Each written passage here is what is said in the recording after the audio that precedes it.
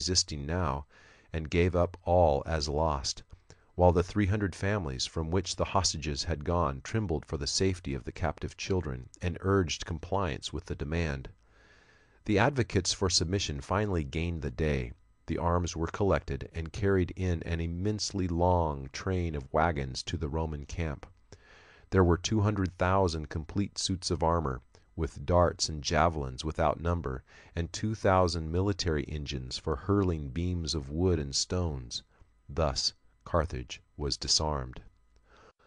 All these demands, however unreasonable and cruel as the Carthaginians deemed them, were only preliminary to the great final determination, the announcement of which the councils had reserved for the end.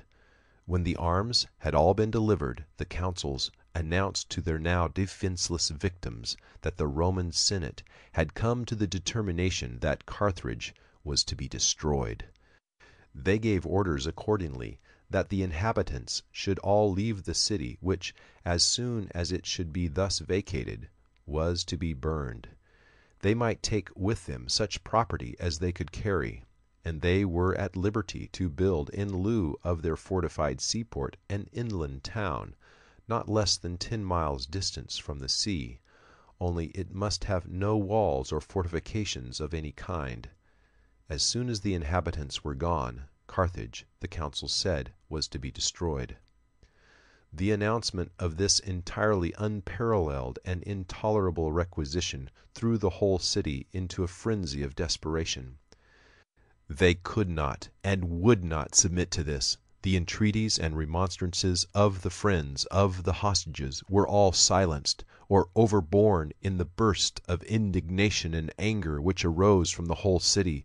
The gates were closed, the pavements of the streets were torn up, and the buildings demolished, to obtain stones, which were carried up upon the ramparts to serve instead of weapons. The slaves were all liberated and stationed on the walls to aid in the defense. Everybody that could work at a forge was employed in fabricating swords, spearheads, pikes, and other such weapons as could be formed with the greatest facility and dispatch. They used all the iron and brass that could be obtained, and they melted down vases and statues of the precious metals, and tipped their spears with an inferior pointing of silver and gold. In the same manner, when the supplies of flax and hempen twine for cordage for their bows failed, the beautiful sisters and mothers of the hostages cut off their long hair and twisted and braided it into cords to be used as bowstrings for propelling the arrows which their husbands and brothers made. In a word, the wretched Carthaginians had been pushed beyond the last limit of human endurance, and had aroused themselves to a hopeless resistance in a sort of frenzy of despair. The reader will recollect that after the battle with Massinissa, Hasdrubal lost all his influence in Carthage, and was, to all appearance, hopelessly ruined. He had not, however, then given up the struggle. He had contrived to assemble the remnant of his army in the neighborhood of Carthage. His forces had been gradually increasing during these transactions, as those who were opposed to these concessions to the Romans naturally gathered around him. He was now in his camp, not far from the city, at the head of 20,000 men. Finding themselves in so desperate an emergency, the Carthaginians sent to him to come to their succor. He very gladly obeyed the summons. He sent around to all the territories still subject to Carthage, and gathered fresh troops, and collected supplies of arms and of food. He advanced to the relief of the city. He compelled the Romans, who were equally astonished at the resistance they met with from within the walls, and at this formidable onset from without, to retire a little and entrench themselves in their camp in order to secure their own safety. He sent supplies of food into the city. He also contrived to fit up secretly a great many fire ships in the harbor, and setting them in flames let them drift down upon the Roman fleet, which was anchored in supposed security in the bay.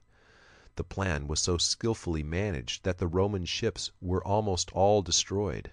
Thus the face of affairs was changed. The Romans found themselves disappointed for the present of their prey. They confined themselves to their encampment and sent home to the Roman Senate for new reinforcements and supplies. In a word, the Romans found that instead of having only to effect unresisted the simple destruction of a city, they were involved in what would perhaps prove a serious and protracted war. The war did, in fact, continue for 2 or 3 years, a horrible war, almost of extermination on both sides. Scipio came with the Roman army, at first as a subordinate officer, but his bravery, his sagacity, and the success of some of his almost romantic exploits soon made him an object of universal regard. At one time, a detachment of the army, which he succeeded in releasing from a situation of great peril in which they had been placed, testified their gratitude by plaiting a crown of grass and placing it upon his brow, with great ceremony and loud acclamations.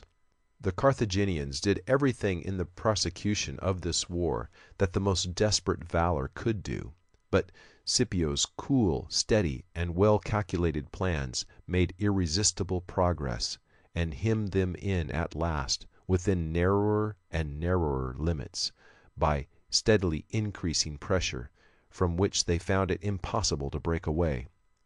Scipio had erected a sort of mole or pier upon the water near the city, on which he had erected many large and powerful engines to assault the walls. One night a large company of Carthaginians took torches, not lighted, in their hands, together with some sort of apparatus for striking fire, and partly by wading and partly by swimming, they made their way through the water of the harbor toward these machines. When they were sufficiently near, they struck their lights and set their torches on fire. The Roman soldiers, who had been stationed to guard the machines, were seized with terror at seeing all these flashing fires burst out suddenly over the surface of the water, and fled in dismay. The Carthaginians set the abandoned engines on fire, and then, throwing their now useless torches into the flames, plunged into the water again and swam back in safety. But all this desperate bravery did very little good. Scipio quietly repaired the engines, and the siege went on as before. But we cannot describe in detail all the particulars of this protracted and terrible struggle. We must pass on to the closing scene, which, as related by the historians of the day, is an almost incredible series of horrors. After an immense number had been killed in the assaults which had been made upon the city, besides the thousands and thousands which had died of famine, and of the exposures and hardships incident to such a siege, the army of Scipio succeeded in breaking their way through the gates, gaining admission to the city. Some of the inhabitants were now disposed to contend no longer, but to cast themselves at the mercy of the conqueror. Others, furious in their despair, were determined to fight to the last, not willing to give up the pleasure of killing all they could of their hated enemies, even to save their lives. They fought therefore from street to street, retreating gradually as the Romans advanced, till they found refuge in the citadel. One band of Scipio's soldiers mounted to the tops of the houses, the roofs being flat, and fought their way there, while another column advanced in the same manner in the streets below. No imagination can conceive the uproar and din of such an assault upon a populous city, a horrid mingling of the vociferated commands of the officers, and of the shouts of the advancing and victorious assailants, with the screams of terror from affrighted women and children, the dreadful groans and imprecations from men dying maddened with unsatisfied revenge, and biting the dust in an agony of pain. The more determined of the combatants, with Hasdrubal at their head, took possession of the citadel, which was a quarter of the city situated upon an eminence and strongly fortified. Scipio advanced to the walls of this fortification, and set that part of the city on fire which lay nearest to it. The fire burned for 6 days, and opened a large area, which afforded the Roman troops room to act. When the troops